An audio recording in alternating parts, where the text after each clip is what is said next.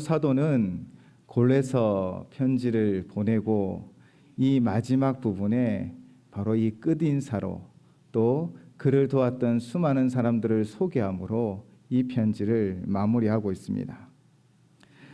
그의 인사에는 자신은 너희를 위하여 이렇게 수고하고 애를 썼다라는 설명을 기록하고 있지 않습니다. 도리어 자신은 쏙 빼고 많은 사람들의 이름을 거론하고 그 이름들을 기록하여 그 골로새서 성도들이 어쩌면 또 미래에 이 편지를 보게 될 많은 성도들이 이 이름들을 기억하며 그 수고를 기억해 주기를 원했던 것 같습니다. 오늘 본문은 마치 영화의 마지막 장면을 떠오르게 합니다. 영화를 다 보고 나면 무엇이 올라가죠? 음악 소리와 함께 긴 글이 올라갑니다. 그 글을 살펴보면 보통 사람들의 이름, 또 도와줬던 사람들, 장소 등을 기록하고 있죠. 이처럼 영화의 마지막 장면이 그 수많은 글들을 엔딩 크레딧이다라고 말하기도 합니다. 이 영화를 제작하기 위하여 수고한 수많은 사람들의 이름을 기록하죠. 또 촬영 장소가 어땠는지, 어느 기간에서 어떻게 도왔는지를 다 이렇게 기록하고 있는 것입니다. 사실 이전에 제가 극장에서 영화를 보았을 때는 이 엔딩 크레딧이 올라가면 옷을 주섬주섬 챙겨서 나오기 바빴습니다. 사람들 나오기 전에 빨리 나가야지라는 생각으로 나왔죠. 근데 요즘은 극장에 가시면 다들 엔딩 크레딧이 올라가도 움직이지 않습니다. 그리고 스마트폰을 켜서 막 검색하는 거예요. 쿠키 영상이 있는지 보는 거죠. 그렇게 엔딩 크레딧이 다 올라가면 쿠키 영상을 보고 끝까지 앉아 있다가 나오기도 합니다. 이 쿠키 영상은 다음 속편에 대한 힌트도 제공하지만 어떤 이들은 이 쿠키 영상을 엔딩 크레딧 그 뒤에 넣은 이유는 바로 영화를 관람하는 사람들이 끝까지 앉아서 그 이름들을 다 올라가기까지 앉아서 보기를 원하는 그 마음이 담겨 있다라고 설명하기도 합니다. 왜 끝까지 앉아 엔딩 크레딧을 보며 그들의 이름을 보았으면 했을까요? 그것은 바로 한 편의 영화를 제작하기 위해서는요, 단순히 배우들, 주연만 노력한 것이 아닙니다. 바로 그 주변에는 수많은 조연들이 또 그 장면 한 장면을 찍기 위하여 수많은 스태프들이 수고하고 애썼던 것이죠. 그래서 그 수고한 그 사람들의 이름을 올려주는 것입니다. 이처럼 한 편의 영화가 극장에서 상영되기 위한 수많은 사람들의 손을 거치는데요, 이 수고한 손에 감사 인사를 한 배우가 있습니다. 그 배우의 수상 소감은 참 많이 회자되기도 하였죠. 그 내용은 2005년 26회 청룡영화상에서 나무주연상을 받았던 황정민 씨 그의 수상 소감이었습니다. 혹시 기억나기도 하실 것입니다. 나무주연상 수상이 발표되고 정말 당황한 모습으로 나왔던 황정민은 떨리는 목소리로 이렇게 고백합니다. 사실 저는 이 뒷부분을 더 기억하고 있었는데 이런 내용의 그 고백이 있었더라고요. 제가 한번 대독하도록 하겠습니다. 감사합니다. 저한테도 이런 좋은 상이 오는군요. 우선 매번 마음속으로 감사드렸고 밖으로 표현하지 못했는데 하나님께 제일 먼저 감사드립니다. 솔직히 저는 사람들에게 항상 말해요. 일개 배우 나부랭이라고요. 왜냐하면 60명 정도 되는 스태프들과 배우들이 이렇게 멋진 밥상을 차려놔요. 그럼 저는 맛있게 먹기만 하면 되는 거거든요. 그런데 스포트는 저한테만 받아요. 그게 너무 죄송해요. 황정민 씨가 저도 잘 몰랐는데 하나님 믿는 믿음의 성도였더라고요. 그가 제일 먼저 늘 마음속으로만 감사했는데 오늘은 밖으로 표현한다며 하나님께 감사하다라고 고백한 뒤에 그가 말하는 것은 무엇이었습니까? 자신만 스포라이트를 받는 것이 부끄럽대요. 왜냐하면 60명이 넘는 스태프들이 한 장면을 찍기 위하여 수고하고 또한 다른 조연 배우들이 그 장면을 빛나게 하여 연기하는데 늘 스포라이트는 자신만 비친다라는 것이죠. 이 소상소감이 많은 이들에게 감동을 주었습니다. 왜 그럴까요? 바로 영화 속에 보이지 않는 이들을 칭찬하고 그들의 수고와 노고에 감사하고 있기 때문인 것이지요. 오늘 본문도 이와 같습니다.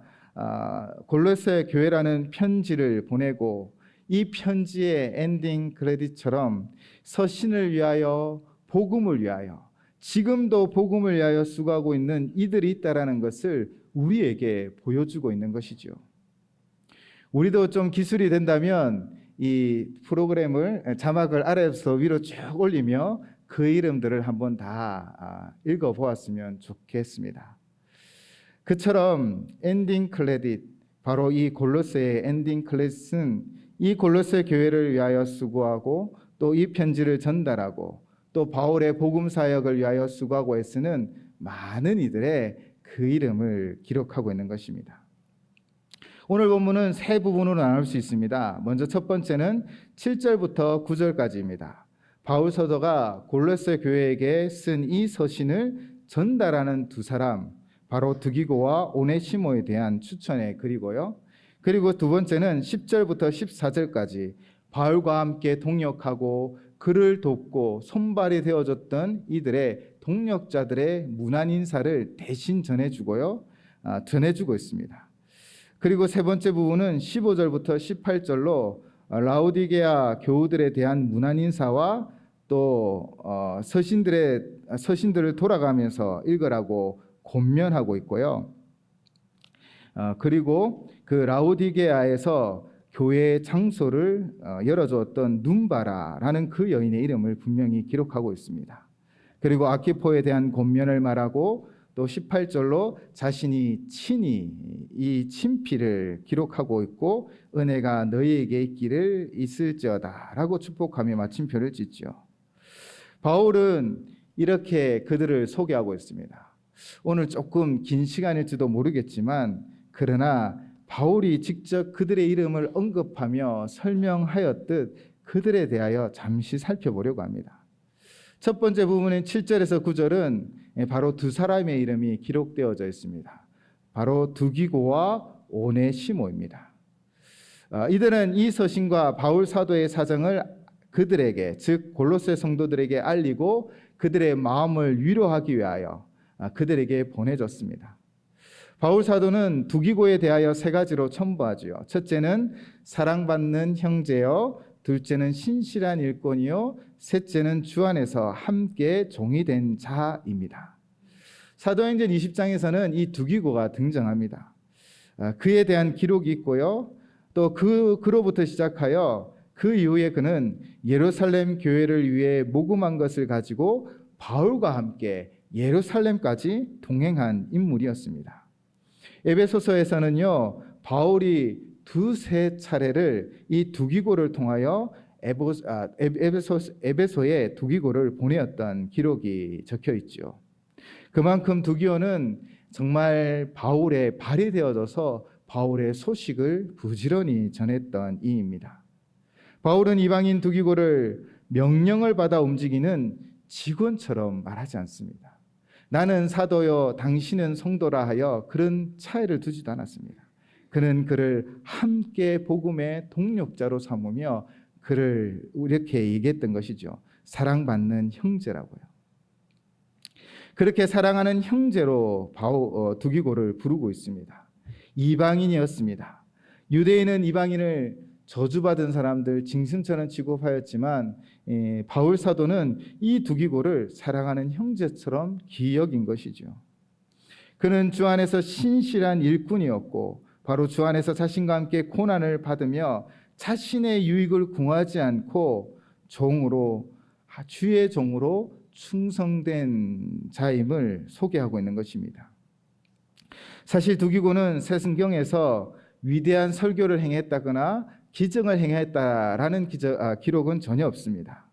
어쩌면 그냥 서신을 전달하는 전달꾼일 뿐입니다. 그러나 성경은 바울을 통하여 그 이름을 오늘 이 골로새 성경에 기록하고 있는 것이죠. 교회에서 우리의 직분이 드러나지 않을 수 있습니다.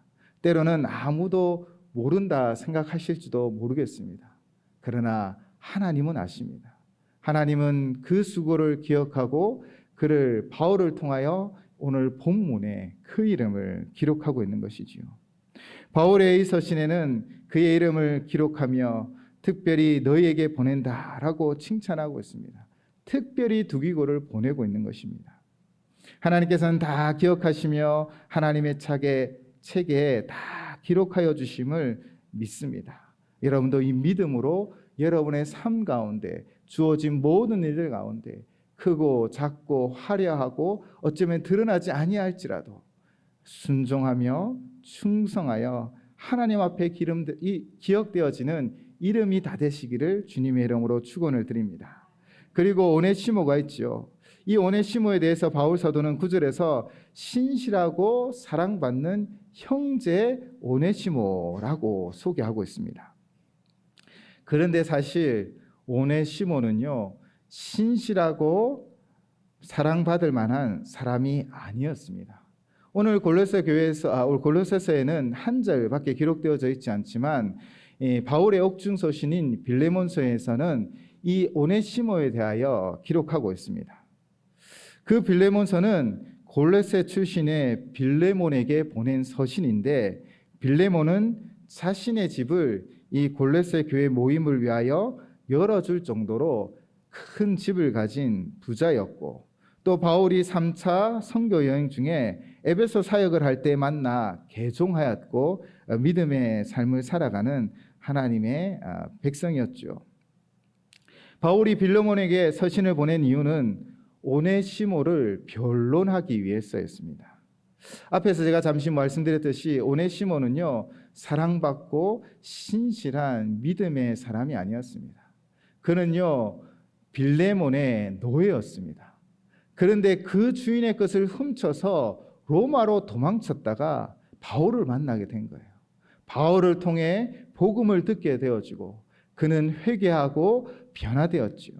옛 사람을 벗어버리고 새 사람을 입었고 그는 하늘의 것 위의 것을 생각하며 바라보며 새 사람을 행하는 사람이 되었다라는 것입니다. 그래서 바울은 빌레몬에게 이 오네시모에 대하여 편지를 보내서 그 빌레몬서를 썼던 것이지요.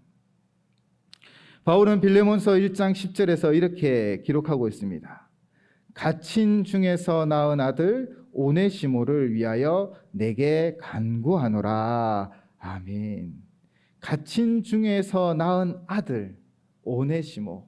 자기가 지금 로마의 감옥, 그때는 가택연금 정도인데요, 그 집에 갇혀 있는 상황에서 바로 이 오네시모를 만났고 그에게 복음을 전했고 그가 다시 태어났기에 그는 이 갇힌 중에 낳은 아들이라고 이 오네시모를 소개하고 있는 것입니다. 복음은 언제나 사람을 변화시킴을 믿습니다. 오네시모는요, 옛사람을 벗어버렸어요. 그 주인의 것을 훔쳐 어쩌면 좀 더 자유롭고 세상적으로 잘 살기 위하여 로마로 도망쳤지만 그러나 그의 죄를 깨닫고 회개하고 새 사람이 되었죠. 그러나 사실 골로새 교회 성도들은 이 오네시모에 대하여 이렇게 새 사람이 되었다라는 것을 모르고 있었습니다. 단순히 그는 도둑이요 노예였지만 도망친 자이다라고 생각했던 것이죠. 그래서 바울 사도는 그의 상전이었던 주인이었던 빌레몬에게 편지를 쓰기도 하고 또 골로새에서 이 한 구절을 통하여 그가 신실한 하나님의 사람이 되었음을 증거하고 있는 것입니다. 그리고 골로새서를 통하여 종과 주인의 새로운 관계에 대하여도 가르쳐 주었지요. 신실하고 사랑받는 형제로 분명하게 소개하고 있는 것입니다. 우리의 삶도 오네시모와 같은 삶이 되었으면 좋겠습니다. 세상에 종되었던 우리를 속량하여 하나님 자녀 삼아 주셨습니다. 그러면 우리도 옛사람을 벗어버리고 예수로 충만하여 예수로 살아가며 모든 것에 주께 하듯 행하는 우리 모두가 되시기를 주님의 이름으로 축원을 드립니다. 이렇게 두기오와 오네시모에 대하여 글을 쓴 바울은 이제 두 번째 부분인 10절에서 14절까지 총 6명의 문안 인사를 대신하여 전해줍니다. 그 6명은요, 유대인 3명과 이방인 3명이 나란히 나와 있습니다. 복음은 유대인에게만 역사하지 않았습니다. 이방인에게도 복음은 전파되어 그들도 복음의 일꾼이 되었지요. 그래서 3장 11절에서는 만유이시오 만유 안에 계신 예수 그리스도의 복음의 역사가 무엇인지를 바로 오늘 본문이 보여주는 것과 같습니다. 헬라인이나 유대인이나 그리스도인에서 변화되고 새롭게 되어질 수 있습니다. 사람은 그의 조건이 아니라 바로 믿음으로 변화되는 것이죠. 복음을 받아들이고 복음을 믿고 주를 믿는 자는 새롭게 변화되어지는 것입니다. 먼저 10절 11절 말씀입니다. 나와 함께 갇힌 아리스다고와 바나바의 생질 마가와 이 마가에 대하여 너희가 명을 받았음에 그가 이르거든 영접하라. 유스도라는 예수도 너희에게 문안하느니라. 그들은 할레파이나 이들만은 하나님의 나라를 위하여 함께 역사하는 자들이니 이런 사람들이 나의 위로가 되었느니라. 아멘. 유대인 3명의 동역자들을 말하지요. 아리스다고와 마가, 유스도입니다. 아리스다고는 이방에 거주하던 헬라파 유대인입니다. 그는 바울의 제2차 전도 여행 때 데살로니가에서 바울의 설교를 듣고 회심하였지요. 그런데 사도행전 19장 29절에 보면 그는 에베소에서 폭동이 일어났을 때 가이오와 함께 잡혀 죽을 뻔하기도 했다라는 것입니다. 그만큼 복음을 받아들이고 바울과 함께 그 고난의 길에 동참하고 있었죠. 이에 바울 사도가 예루살렘에 복귀할 때도 그는 함께하였고 로마로 압송될 때도 함께한 것으로 보여지고 있습니다. 그리고 바울은 이렇게 고백합니다. 나와 함께 갇힌이라고 표현하고 있죠. 앞에서 말씀드렸듯이 1차 투옥되었을 때 그는 감옥이 아니라 이 가택에 연금되어지는 형식으로 갇혀 있었습니다. 그래서 그 가택에서 어느 정도 자유롭게 지낼 수 있었고 손님을 만날 수도 있었고 많은 사람들을 만날 수 있었던 것이죠. 그러나 그는 갇혀 있는 것입니다. 그런데 이 아리스다고는 할레파 유대인으로 마음껏 자유자로 살 수 있었지만 복음을 위하여 스스로 바울과 함께 갇혀 있어 그의 손이 되어주고 발이 되어주었다라는 것이죠. 그리고 바나바의 생질 마가입니다. 바나바의 조카 마가 요한입니다. 마가 요한의 어머니는 마리아인데 이 마리아가 내어준 다락방에서 바로 성만찬을 제정하셨습니다. 그리고 성령이 임하였던 마가의 다락방입니다. 마가는 사연이 있습니다. 바나바와 바울이 안디옥 교회에서 선교를 위하여 세움을 받고 1차 선교 여행을 떠날 때 이 마가는 이 여행에 함께 동참합니다. 그런데 얼마 가지 않아 마가 요한은 이 1차 선교 여행을 다 마무리하지 못한 채 자기 집으로 돌아가 버리죠. 아마 마가가 그 다락방이 큰 것처럼 부잣집 도련님이었고 그러니 이런 고난을 감당하지 못한 채 도망쳐 버린 것 같습니다. 그렇게 1차 선교 여행을 끝까지 하지 못하고 도중하차였죠. 그리고 이제 마가와 바나바는 2차 선교 여행을 준비하는데 이 바나바는 조카 마가를 다시 데려가기를 원합니다. 그에게 다시 한번 기회를 주자라고 말을 하는 것이죠. 그러나 바울은 이 일에 대하여 반대하였습니다. 그가 또 1차 선교 여행처럼 도중에 그만두어지면 함께 여행하는 모든 자들이 힘이 빠지고 또 그 마음이 상할 수 있기 때문에 함께 갈 수 없다라고 이야기한 것이지요. 그래서 바나바와 바울은 크게 논쟁하였고 결국 바울과 바나바는 각자 전도 여행을 떠나게 됩니다. 그런데 약 10년이 지난 이 골로새 편지를 보면 지금 마가 이름이 등장하고 있는 것입니다. 그리고 그에 대하여 특별히 따로 말하지요. 이 마가에 대하여 너희가 명을 받았음에 그가 이르거든 영접하라. 특별히 그를 영접하라는 것입니다. 빌레몬서에서는 바울은 마가를 나의 동력자라고 부르고 있고요. 디모데후서에서는 마가를 데려오라라고 요청하고 있습니다. 마가는 실패자였습니다. 그는 처음 한 번 실패했습니다. 우리 인생도 실패가 없는 인생은 없습니다. 누구나 다 실수하고 넘어지고 무너지기도 하는 것이지요. 그러나 하나님은 우리를 포기하지 아니하십니다. 하나님은 그 주저앉은 자리에서 이렇게 세워주시고 하나님께 돌아오는 모든 자들을 회복시켜 주심을 믿습니다.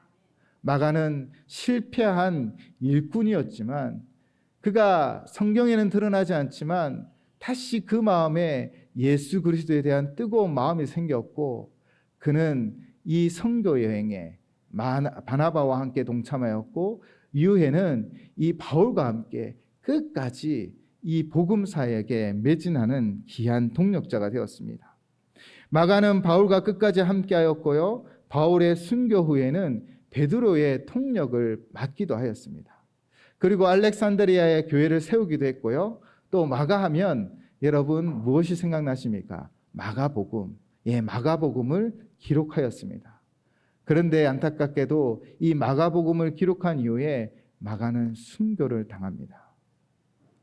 한 번 실패하였지만 하나님은 그를 포기하지 아니하고 다시 들어 사용하여 순교의 자리로까지 그를 인도하여 주셨다는 것입니다. 오늘을 살아가는 우리도 동일합니다. 하나님은 우리를 포기하지 않으십니다. 우리의 허물이 있고 때는 우리의 실패가 있을지라도 우리를 들어 사용하시고 우리를 끝까지 붙잡아 주시는 분은 우리 하나님이심을 믿습니다. 그리고 세 번째 사람은 유스도입니다. 이에 대하여 성경에 다른 정보가 없습니다. 유스도의 원래 이름은 예수라고 합니다.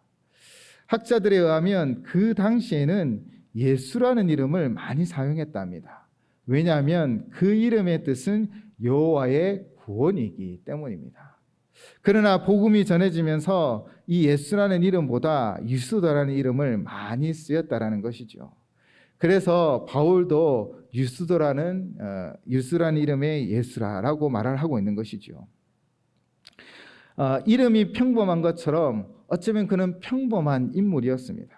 그러나 아리스다고와 마가와 함께 하나님 나라를 위하여 함께 역사하며 바울의 위로자가 되어줬던 것이지요. 그렇게 어쩌면 평범하고 특별하지 않지만 바울과 함께 하여 주므로 바울은 그에게 위로함을 받았다라는 것입니다.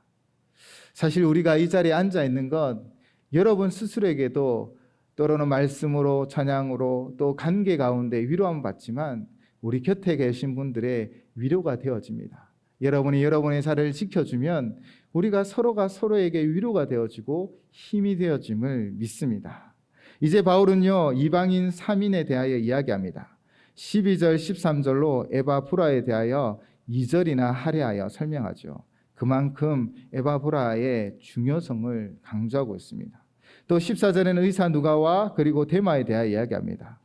에바브라는 처음부터 말씀드렸듯 바울의 복음을 듣고 변화되어서 고향 골레세스에서 교회를 세웠고 또 그 지역인 라우디게와 그리고 히에라폴리에서도 열심히 사역한 주의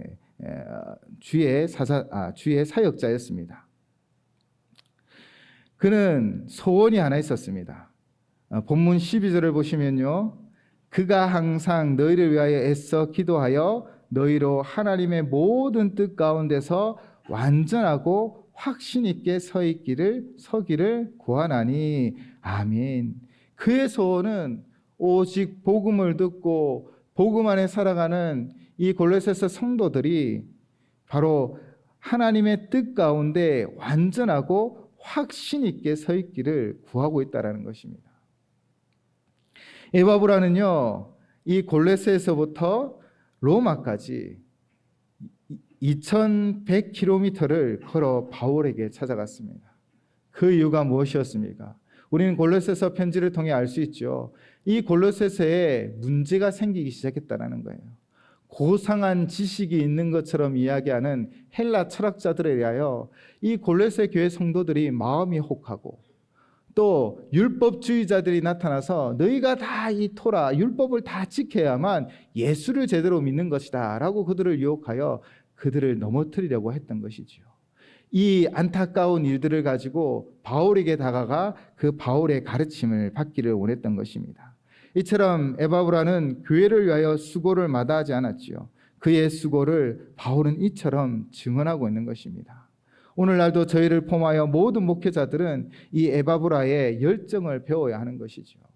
교회를 위하여 기도하고 정말 교회를 위하여 자신의 삶을 드리는 이 목양을 해야 하는 것입니다. 에바브라는 이처럼 오늘날 목회자의 귀한 모범이 되어집니다. 그리고 다른 한 사람은 바로 의사 누가입니다. 누가 하면은 두 권이 생각나실 것입니다. 바로 누가복음과 사도행전입니다. 그는 누가복음과 사도행전을 체계적으로 잘 기록하였죠. 누가는 2차 전도 여행부터 이 바울과 함께 하였고, 로마에 가택 연금되었을 때도 긴 기간 그와 함께 하였습니다.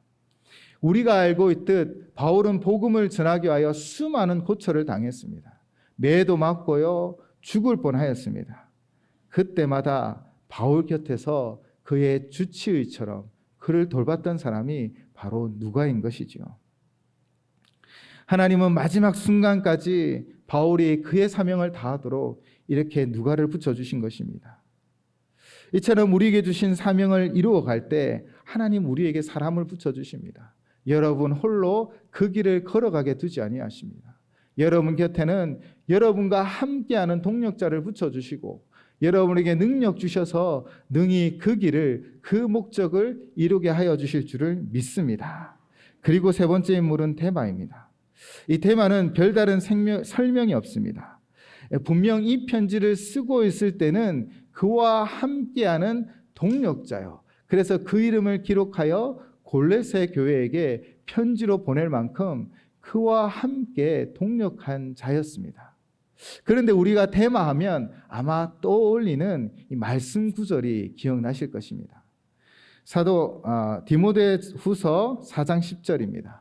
디모데후서 4장 10절을 보시면요, 데마는 이 세상을 사랑하여 나를 버리고 데살로니가로 갔고, 그레스게는 갈라디아로, 디도는 달마디아로 갔고 라고 이야기하고 있습니다. 데마는 무엇을 사랑하였다고요? 세상을 사랑했다고 합니다. 골로새 교회를 편지를 쓰는 그 순간까지 데마는 바울의 신실한 동력자였지만, 그 마지막 디모데 전후서가 가장 마지막에 쓰여지는 편지로 보고 있는데, 그때 데마는 세상을 사랑하여 그 믿음의 길에서 벗어나 버렸다라는 것입니다. 이 얼마나 안타까운 소식입니까? 어제의 믿음이 오늘의 나를 지켜줄 수 없습니다. 과거에 이래저래 했다라는 것이 오늘날 나의 삶을 지탱해 주지 못합니다. 우리의 믿음은 매일매일 새로워야 합니다.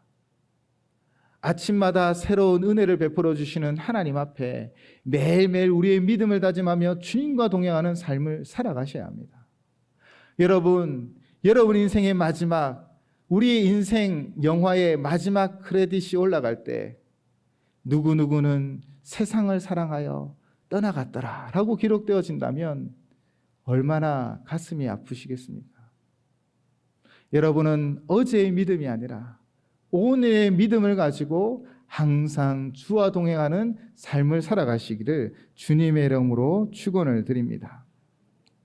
그리고 세 번째 15절로 18절까지 바울 사도는 골로새 교회들에게 권면하고 있죠. 먼저는 라우디게아에 있는 형제들, 그들에게 문안 인사를 하고요. 또 눈바라는 여인에 대하여 말을 하고 있습니다. 이 눈바라는 여인에 대한 정보는 없습니다. 그러나 빌립보의 루디아처럼, 또 마가의 어머니 마리아처럼 자신의 집을 열어 예배 장소로 제공하기도 하고, 또 봉사와 수고하는 자매였음을 믿어 의심하지 않습니다. 바로 복음 전파를 위하여 그는 그의 것들을 내어놓고 섬기며 봉사했다라는 것이죠. 복음 전파를 위해 땅끝까지 몸으로 가는 것도 중요합니다. 그러나 눈과 자매처럼 자신의 것을 내어놓고 봉사하고 수고함으로 이 복음의 문을 여는 것도 중요함을 오늘 바울 사도는 우리에게 말씀해 주는 것 같습니다. 때로는 보내는 선교사가 될 수 없다면 보내는 선교사의 그 사명을 감당함으로 하나님께 기억되어지는 우리 모든 성도님이 되시길 바랍니다. 그리고 16절에서는요, 바울은 골로새 교회가 다른 이웃 교회와 교류하며 연합하기를 소망하고 있습니다. 그래서 이 편지를 라오디게아 교인에 보내어 읽게 하고 또 라오디게아인의 교회의 편지들을 함께 읽어 서로 교류하도록 하는 것이지요. 교회는 하나님 안에서 한 가족입니다. 그래서 사도 시대의 교회들은요, 서로 돕고 중보하기 위하여 중보하며 함께 성장하며 나아갔던 것이죠. 그래서 우리 교회도 이 사명을 감당하여 우리 지역에, 우리 나라에 있는 많은 교회들을 돕고 있습니다. 17절에서 에바브라가 없는 상황에서 골로새 교회 성도를 지키고 있는 아키포에게 인사를 나눕니다. 아키포는 빌레몬의 아들로 알려져 있습니다. 에바브라가 없는 그곳 골로새 교회를 목양하도록 직분을 받았는데 바울이 그에게 권면하는 것은 에바브라를 대신하여 너가 그냥 그 직분을 감당하는 것이 아니라 하나님이 너를 그 골로새의 목회자로 세웠으니 그 직분을 감당하라는 것입니다. 바로 삼가 그 일을 이루라고 하는데 이 삼가는 겸손하고 조심하는 마음으로 정중하게라는 뜻이 포함되어 있습니다. 그렇게 하나님 주신 직분, 그냥 에바브라를 대신하여 내가 하는 거야가 아니라 나에게 주신 직분을 삼가 이루라는 것이라 분명히 권면하고 있는 것이지요. 크든 작든 모든 것은 하나님께서 주신 직분이요 사명입니다. 우리가 충성스럽게 감당하여 주께서 착하고 충성된 나의 종이라 칭찬을 받는 우리 모두가 되시기를 주님의 이름으로 축원을 드립니다. 그리고 마지막 18절에 바울은 친필로 문안하노라라고 기록하고 있죠. 그 당시 편지는 파파루스라는 아주 귀한 종이로 기록되어졌습니다. 그래서 보통 글을 잘 쓰고 매끄럽게 쓰고 정확하게 쓰는 사람들에게 대필하였습니다. 그런데 지금 18절에 보면 이 18절은요, 실제로 바울이 그 파피루스에 기록한 것입니다. 즉 이것이 내가 전하는 메시지다라는 것을 증명하는 사인으로 그 마지막 한 구절은 항상 그 편지를 보내는 이들이 스스로 그 손 글씨로 친필을 기록하였다고 합니다. 그렇게 이 편지가 자신의 편지임을 사인을 통하여 표시하고요. 또 마지막 구절을 보시면 은혜가 너에게 있을지어다 라고 축복하고 있습니다. 편지를 시작하며 그 인사말에 무엇이 있었는지 기억하십니까? 은혜와 평강이 너에게 있을지어다. 그리고 오늘 그 마지막 구절은 바로 은혜가 너에게 있을지어다입니다. 우리의 시작과 끝은 하나님의 은혜로 다 이루어질 줄을 믿습니다. 은혜로 시작하고 은혜로 살아가고 은혜로 마무리하는 우리 성도님들의 삶이 되시기를 주님의 이름으로 축원을 드립니다. 오늘 본문이 엔딩 크레딧 것처럼 골로새서를 한 편의 영화로 본다면 그 영화를 감독하시는 분은 누구일까요? 바로 여호와 하나님이십니다. 하나님이 이 영화를 감독하시고 제작하셨던 것이지요. 우리의 인생도 마찬가지입니다. 우리의 인생도 주께서 함께 하시며 하나님께서 친히 감독이 되어주시며 성령님이 우리에게 능력 주셔서 능히 우리에게 주신 인생을 살아가도록 힘 주실 줄을 믿습니다. 이 믿음으로 주님과 함께 동행하는 우리 모든 성도들 되시기를 주님의 이름으로 축원을 드립니다. 기도하시겠습니다.